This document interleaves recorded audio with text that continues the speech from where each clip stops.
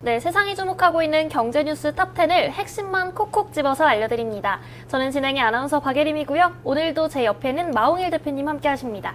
네, 자, 우선은 우리 네이버 탑10이에요. 네, 네이버에서 맞아요. 가장 많이 본 뉴스 탑10을 알려드리는 네. 거고요. 뭐 탑1이라고 무조건 중요한 게 아니라 탑1부터 10까지 굉장히 또 다양한 주제가 있기 때문에 맞아요. 여러분이 하나부터 10까지 다 5분 단위로 끊어져 있으니까 여러분이 네. 집중하시면 굉장히 큰 도움이 될 것 같습니다. 네, 바로 확인해 보도록 하겠습니다.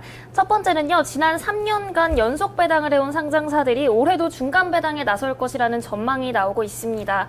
이에 금융권의 합류 가능성도 제기되고 있는데요. 특히 코로나19에 따른 기저효과로 상반기 호실적을 달성한 상장사들이 주목되고 있습니다. 과연 배당이 확대될 수 있을까요, 대표님?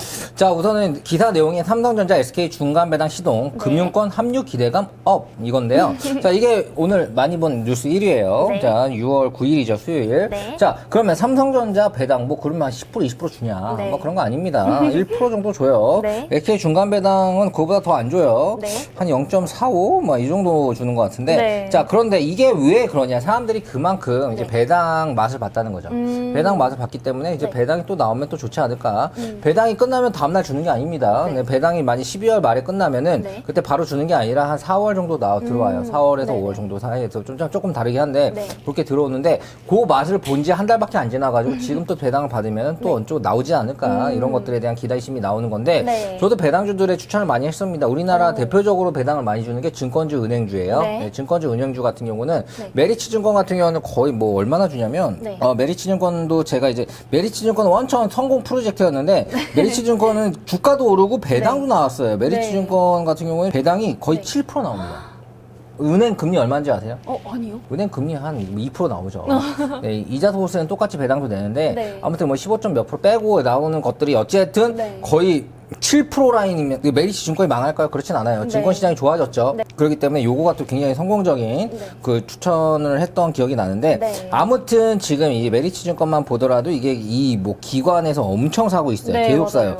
이게 고배당주들은 네네. 기본적으로 기관이 굉장히 좋아합니다. 금융권이 좋아해요. 안정적이고 네네. 그리고 배당을 많이 준다는 건 돈을 많이 벌어준 거잖아요. 네. 그렇기 때문에 그거에 대해서 어느 정도 좀 높게 평가하는 부분도 있고요. 자, 아무튼 그래서 네. 지금 현재 중간 배당 라인들, 지금 네네. 중간 배당 주는 것들이 뭐 청담 러닝도 있고요. 네. 되게 많이 있습니다. 네네. 네, 이런 것들이 좀 주가도 많이 올랐는데 네. 배당을 하고 나서 배당락이 뭔지 아세요? 아니요. 배당을 하기로 한 날짜가 지나면은 네. 쭉 빠지는 거예요. 배당을 락이에요. 배당하고 나서 배당을 하기로 한 날짜가. 예를 들어서 네. 배당을 12월 31일까지 갖고 있어야 된다. 그러면 배당을 11월 30일날 딱 끝나고 팔아버리는 거죠.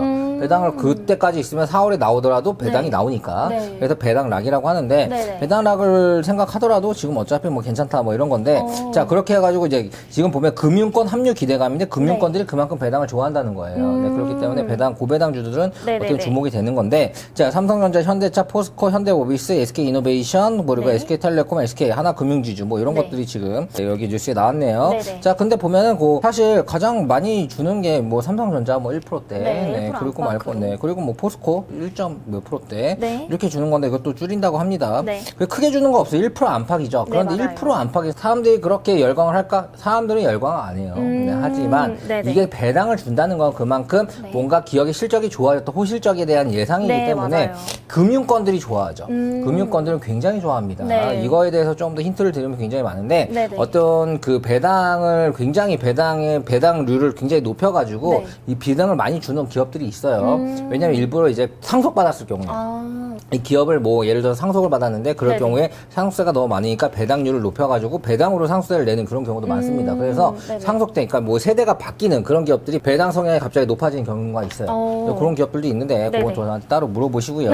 자, 아무튼 이렇게 지금 현재 이제 중간 배당 시즌이다. 네. 중간 배당 시즌이기 때문에 기업에 여러 가지 투자하는 그냥 우량주들이죠. 네네. 우량주들에 투자하는 금융권들의 관심이 높아지면서 맞아요. 이제 뭔가 시장의 유동성이 공급이 좀 네. 될 것 같다. 이런 것들이 좋아하는 거는 외국이나 기관이기 때문에 개인들은 별로 1%대 관심도 없습니다. 네네네. 하루에도 1, 2% 그냥 움직이기 때문에 네. 뭐 그 관심이 없는데 그래도 금융권이나 외국인 큰 자본들이 들어오는 거는 이런 배당 성향이 굉장히 또 민감하기 때문에 큰 돈이 또 들어와서 시장의 유동성을 공급할 수 있겠다. 네. 이 정도로 여러분들이 이해하시면 될 것 같아요. 네. 그래서 시장 자체가 유동성이 돌면 좋은 거죠. 왜냐하면 맞아요. 시장이 굉장히 뭐 코스피, 코스닥이 마이너스가 보다는 플러스가 더 좋은 거죠. 네. 그 정도로 이해하면 될 것 같고요. 네. 배당을 대기하는 부분들은 굉장히 전략이 많습니다. 배당들도 뭐 메리츠 증권에 7% 이상 주는지 처음 알았죠. 네, 처음 메리츠 알았어요. 증권만 박아놔도 여러분들이 손해는 안 봅니다.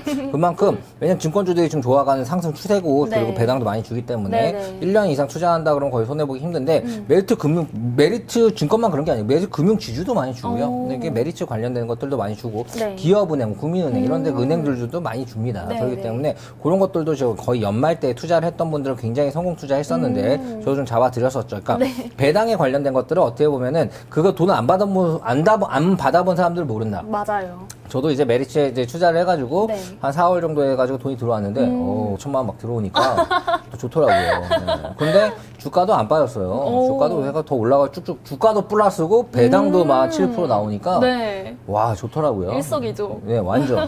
그래가지고 이거는 진짜 팔고 싶지 않은데 또 주가가 너무 오르니까 팔고 싶으니까 그래가지고 팔았던 네. 언제 팔았지 한 2주 전에 팔았나 이렇게 아, 했던 정말요? 기억이 있는데 네. 자 아무튼 이런 것들이 여러분의 좋은 전략이 될 수 있으니까요. 배당을 많이 주는 기업들 또 네. 궁금하신 분들은 또 밑에 좀 물어보셔도 되고요. 네. 자 아무튼 이렇게 이제 삼성전자나 SK 이렇게 굉장히 큰 이제 네. 대기업들이 이제 중간 배당을 한다는 걸로 네. 금융권과 외국인들 수급이 올린다. 이거는 증시에 굉장히 좋은 뉴스다. 호재다. 그러니까 그런 걸 여러분들도 생각하고 많이 보신 것 같다. 이렇게 정리하도록 하겠습니다. 네.